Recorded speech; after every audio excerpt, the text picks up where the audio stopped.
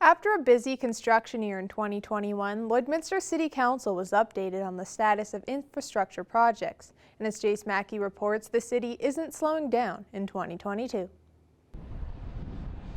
2021 saw many new projects break ground. City staff say the hot and dry summer weather played into their favor, allowing them to complete projects without major delays. According to city documents, of the 18 capital projects from last year, 15 are marked as complete, while the others range from 15 to 97% complete. We did tackle some major projects in 2021 and basically completed them.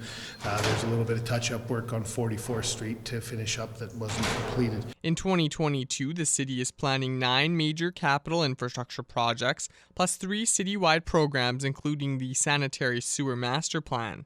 There is a fair amount of asphalt to be laid, repairs, trails, things like that, as well as other major infrastructure projects, notably the tearing down or the demolishing of the former Lloyd Cultural and Science Center is on the budget. The old water treatment plant on the north end of town. The city will also undertake street improvement projects across Lloydminster. Mayor Gerald Albert says the biggest challenge the city is facing with these upgrades is increasing costs. I'll remind people, oil has gone up almost double from a year ago on the price. Asphalt, I've been told, has gone up dramatically. So there will be an increase in costs for us to deliver some of those services, such as road repair, and we'll have to take that into account. You'll see work around the city from one side to the other. There's a large capital list, and the work is going to get done, as well as continue to plan for the future, because that's very important that we try to stay a year ahead. More information on this year's projects can be found at lloydminster.ca/engineering. For Primetime Local News, I'm Jace Mackey. Starting Friday, B. Fisher is hosting an online auction with a wide variety of items up for grabs. Our Nicole Gruber has more on what the auction is all about. Today for Primetime Local News, I'm joined with Kim Crockett from Bay Fisher to talk about their online auction starting this week. Thank you so much for joining me here today.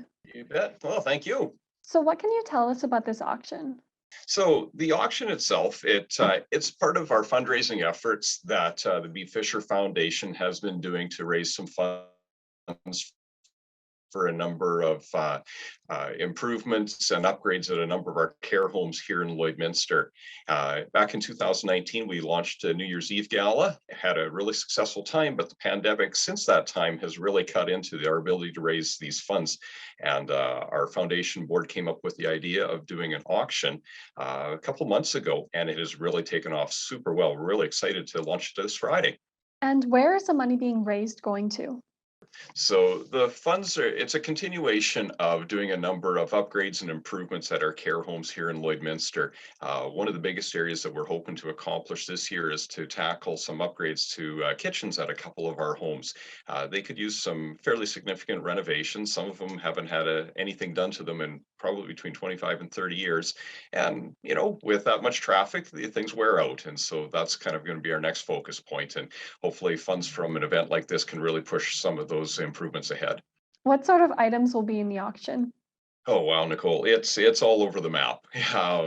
Everything from things like a sleigh ride at a ranch north of town, gift certificates for tattoos and merchandise, crushed gravel from one supplier here in Lloydminster. Lots of homemade goods, fresh baking, spa packages, beauty products, some sports and leisure, skateboards. It's a little bit of everything. It's like a big online department store. And honestly, there is something for pretty much anybody. And who is involved in putting this together? Well, the masterminds is going to be our foundation board. And just in the course of discussions over the last couple of months, they're the ones that wanted to explore this option. And we've got some fantastic partners that help put this whole site together. And then honestly, it's the community of Lloydminster. They need a big round of applause because they're the ones that have been donating the items. So both individuals and businesses, even other nonprofit organizations, a couple of churches have got behind us to really help out in just making this auction a big success. So, truly it's the community of Lloydminster. They've been probably the driving force between making this so successful. And where can people go to get involved in this and start bidding? Certainly. So simply just go to our Bee Fisher website. So that's www.beefisher.com. And right on the homepage, there's going to be a link that's going to take you right to the auction site. Once you get there, until Thursday evening, you can take a look around, view all you want, get an idea what's on site. And before you want to start the bidding, and the bidding starts on Friday morning, you do have to register onto the site. And once you're registered, you are free to start going wild on whatever you want to bid on. Lots of great items, and looking forward to just having a lot of fun with this. And is there a way for people to donate if they don't necessarily want to bid on an item, but they still want to contribute? There's always an option to just simply make a donation. We're very fortunate, very blessed to be able to have a number of businesses and individuals on an annual basis. They'll make donations to Bee Fisher, and those can simply be just contact Bee Fisher. You can contact myself. At 780-875-3633. And we can make arrangements to however you want to get the funds to us. If you want to make a donation that way, we can accommodate that as well. Will there be any other auctions like this in the future?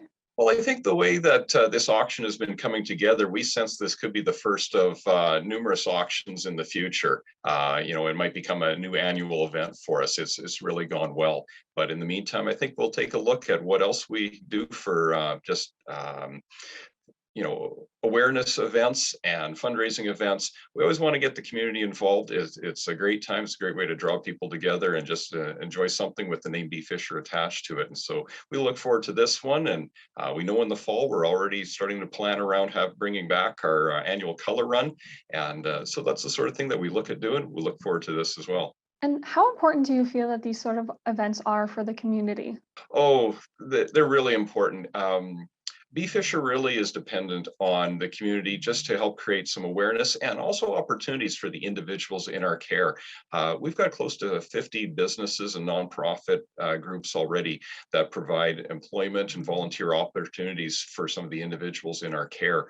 And when we look at that, it's such a win for everybody. It breaks down some of the maybe some of the misperceptions about what it's like to work and live alongside someone with a developmental disability, and giving opportunities for individuals to get out into the marketplace. It really breaks down some of those misperceptions, and it's a win for everybody. And then again, just keeping the name Bee Fisher out there and letting them know the sort of work that we do. We really appreciate when people come alongside and say, hey, you think you're doing a good job, and can we help out? Well, thank you again for joining us here today. You bet. Thank you, Nicole. Really appreciate that. The Lloyd Mall is looking to get residents in the winter spirit with their special mall event Thursday and Friday next week. On February 24th and 25th, the Lloyd Mall is hosting their Winter Magic event with special offers and prize draws. The stores will not only have deals, but a twilight market is being held the night of the 24th. From 4 to 8 p.m. Really come out and just have a fantastic shopping experience. Our retailers have incredible exclusive shopping offers. So you'll really want to take advantage of that. Trust me, I've seen some of the deals. You'll want to come out. There are two grand prizes that shoppers will be entered into when they make a purchase on either night. One of the prizes include a $100 gift card to Boston Pizza and $200 gift card to the Lloyd Mall, and more. The second prize is an exclusive for the winner. Private shopping experience with Candace Willits. So Candace will actually take you around, help you pick out an outfit, help you with your makeup, and kind of some styling tips with your hair as well. So how much fun. Candace is just the best. Over the 2 days of the Winter Magic event, there will also be shows by local performers and organizations, including yoga sessions and magic shows. The mall is excited they can give back to the community and have a fun event for residents. We have Daryl Amandrood performing, so it's going to be such a great night. And then kind of from 7 o'clock till 7:40. We also have Fame Dance Studios on site who are fundraising for Interval Home Society. If you are interested in taking part in the shows, you must book a time slot through the mall's website as spots are limited. And now Shelby Clark will give us a first look at your weather forecast.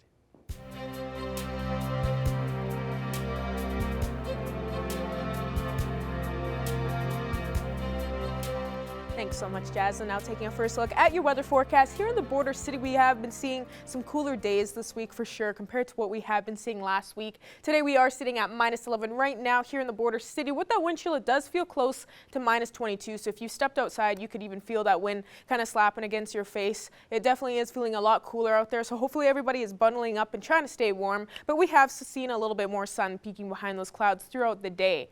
Switching now over to temperatures across the region for Alberta and Saskatchewan. On the Alberta side, we've cooled down just slightly a bit with -12 and -11s on the map here. -13 up in Lac-La-Biche, while Vermilion is at -10 degrees, -9 in Vegreville, while Edmonton is slightly warmer, hitting that -7 mark. And down in Wainwright and Provost, they're both at -6, -8. Switching now over to our Saskatchewan side here, they're seeing some slightly cooler temperatures compared to the Alberta side, especially up in Isle La Crosse, sitting at -16, -10 in Green Lake and St. Walburg, while it is -12 in Meadow Lake and Pearslyn.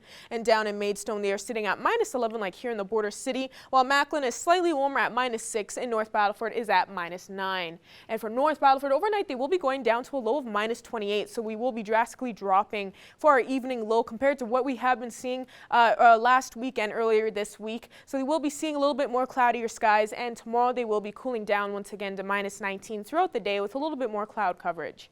Switching now to Cold Lake, they'll be going down as well to low of -27, so they will be cooling down quite a bit. Time to bust out the cords again to plug in those vehicles if you have one. We'll be seeing some cloudier skies as well. Tomorrow they will be seeing -18, but they will be seeing a mix of some sun and cloud. And for here in the border city, we'll be going down to a low of -23, so we will be cooling down quite a bit. We will be seeing a couple clouds in sight. No chance of some flurries in the evening or throughout the night tonight. And tomorrow we will be cooling down to -17 throughout the day, and we will be seeing some wind chill as well tomorrow and seeing a lot more cloudier skies.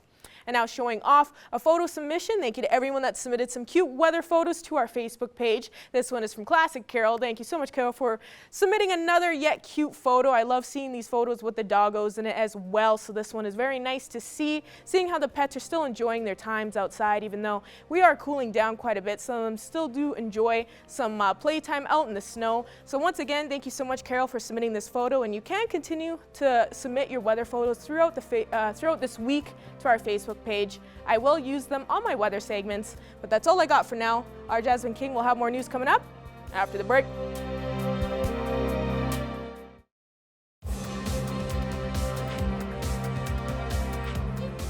To start off 2022, one Lloydminster hockey team went above and beyond for one goal: inclusion. The U13 Blazers are now looking for the community's help as voting has opened for the Chevrolet Good Deeds Cup. Evan Kenny reports.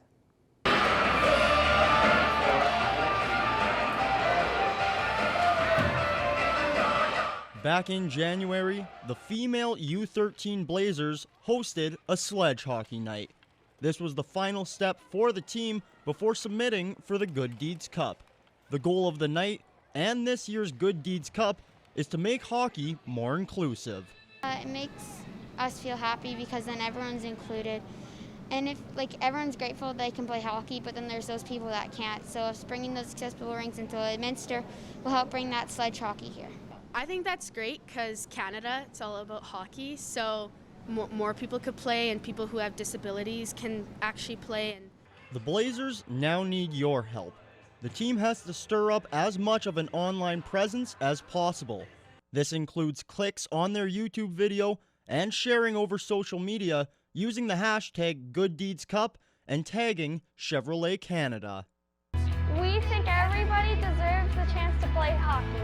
If the Blazers were to win the $100,000 grand prize, they would donate to Inclusion Lloydminster to go towards a new, accessible arena. I think it's wonderful that people of such young age can recognize that there are peers out there, that there is other people out there that would love to be able to have the opportunity they have, and it's just a matter of creating an environment that'll allow everybody to play. Voting for the Good Deeds Cup closes at the beginning of April, with the winner announced April 16th. Evan Kenny, Primetime Local Sports. Now we will take a look at your pet pictures. You have all week to submit your pictures to our Facebook page of your pets with their names for a chance to win a PetPad gift card on Friday.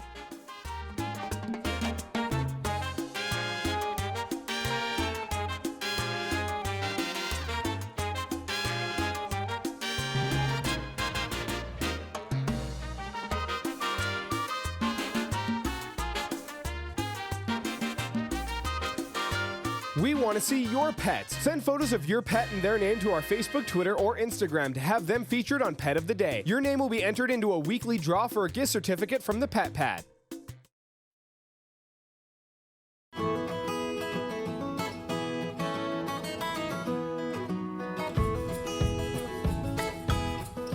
Welcome back, everybody. We're joined once again with Becca Lawrence from the Lloydminster and Community SPCA. Becca, how are things going over there this week? They're going really good. How about you?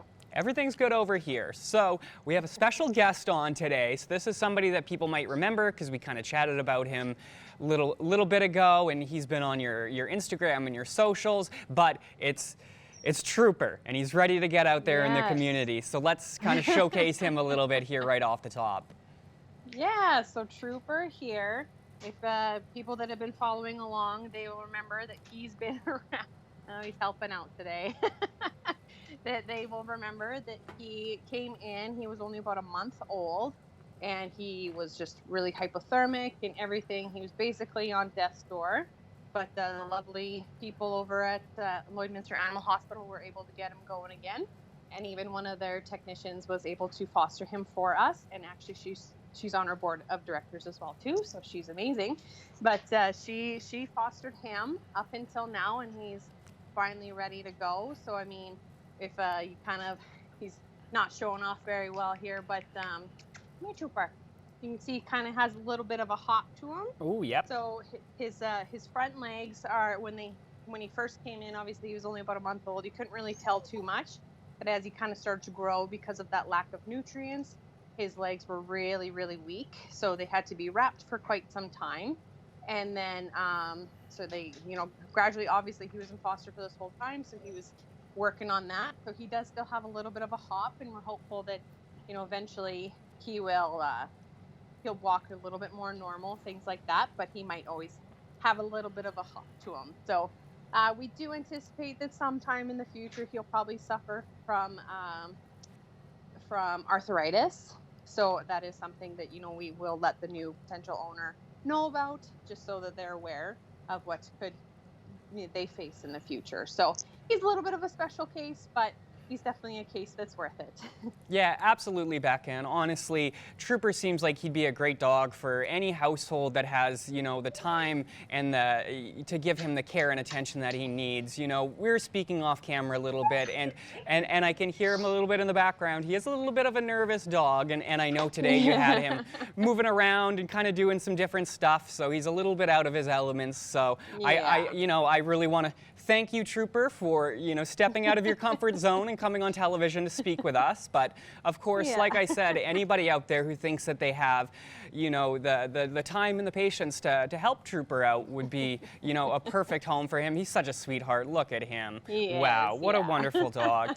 And if Trooper seems like he's a little bit too much work for you, if you're looking for a bit of maybe an a easier dog, there are some other options. And matter of fact, there's an event coming up next week, Becca, because you guys had a huge influx of puppies recently, and they're almost ready to go onto the market, so to speak. So why don't you let us in on what's going on with that, because there's going to be a puppy event. Yes, we're going to have it at 4th Meridian. I believe we're going to have it on Tuesday. We're just waiting to confirm details. So definitely watch on Facebook for that. And but yeah, they're all about 9 weeks old now, so by that point they'll be around the 10-week mark. Some of them have already gotten their surgeries here now too, so so we're going to do that Tuesday. We're going to bring all the ones that are available for adoption, and we'll have adoption applications on site. We even had our Valentine's Day event yesterday, and some of the puppies got some attention, and they were quite happy with that. So, so yeah, we're really excited to have that. People really seem to enjoy hanging out with the babies, and so I think that'll be a fun night. So we're really excited to do that next week. Absolutely. So everybody stay posted. Keep an eye on the SPCA social medias, so that you know exactly when, where, how, and everything. Keep a close eye. It's always good to do. And plus, you'll get pet pictures every day, which is phenomenal. I love it. But unfortunately, I think that's all the time we have, Beck. And it sounds like Cooper needs some extra love from you. You've been busy talking to me for the last little bit, and he needs some of your attention. So we'll let you go take care of Trooper. Sorry. Yeah. And we will speak with you again next week, Becca. Absolutely. We'll see you next week. Pet Project is sponsored by the Pet Pad. For total pet care, think Pet Pad.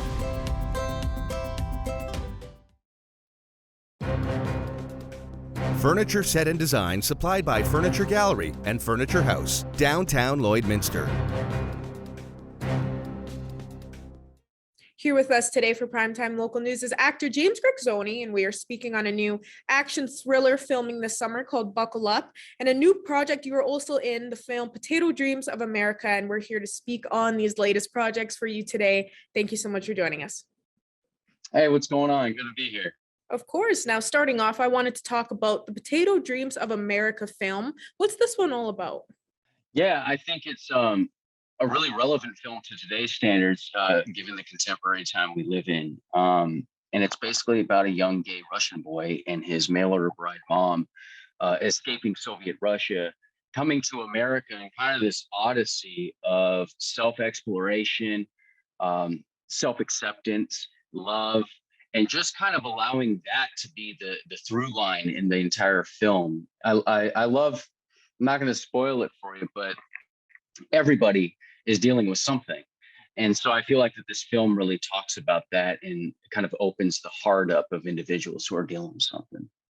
Mm-hmm. And it seems like this Potato Dreams of America film's got a strong message behind it. So hopefully people that watch it are able to get that message out of it. Now, your next project this summer is called Buckle Up. Can we move on and be able to speak about this and what it's all about? Yeah, for sure. So I'm really lucky. My publicist and manager, Clint Morris, you're amazing.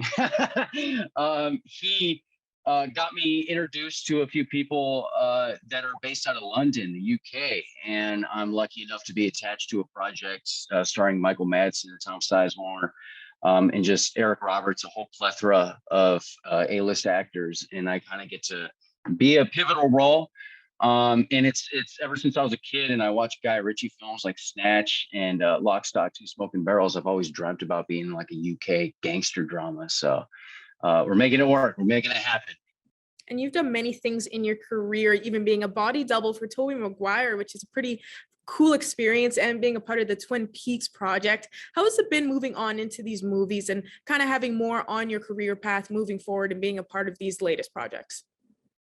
You know, what's funny is I felt like, that's a wonderful question, by the way. I felt like the more you grip your dreams tighter and tighter, it's almost like they kind of, pop out of your fingers. And the more you just kind of relinquish the dream and create for creation's sake without expectation, it's almost like the universe just started giving me all these opportunities. And so, working with Tobey Maguire on the details, directed by Jacob Aaron Estes, amazing individual, I had this opportunity to sort of be around the A-lister and watch this talent work so beautifully. And then that's just opened up more doors. And then I'm lucky enough to be on Twin Peaks, directed by David Lynch. And then that just blew open all these doors. And so I'm kind of going for the ride. I'm keeping a positive attitude. And again, just creating for creation's sake. It's all you can do. From what it sounds like, you have, different roles in each of these films, kind of different characters that you have to play. How has it been transitioning from each character in the films, going from one character to another? That's a great question again. So psychology is my forte. Psychology and media, all the way back in the day. I've always been interested in how film affects the brain. And that's just kind of allowed me to sort of explore characters and embody them. I had a theater background growing up. And so, I almost look at it as like putting on a different pair of shoes. And that's just the psychology of the character. And what I've found too is that the human condition is pretty much one. We're all basically united under this umbrella of we're human beings. And so it allows me to kind of just sort of set myself aside and just be within this character. And what I found playing all these different characters again is that, we all have human aspirations, human desires, human obstacles, and just the human condition. And I'm able to kind of find that through line, I think.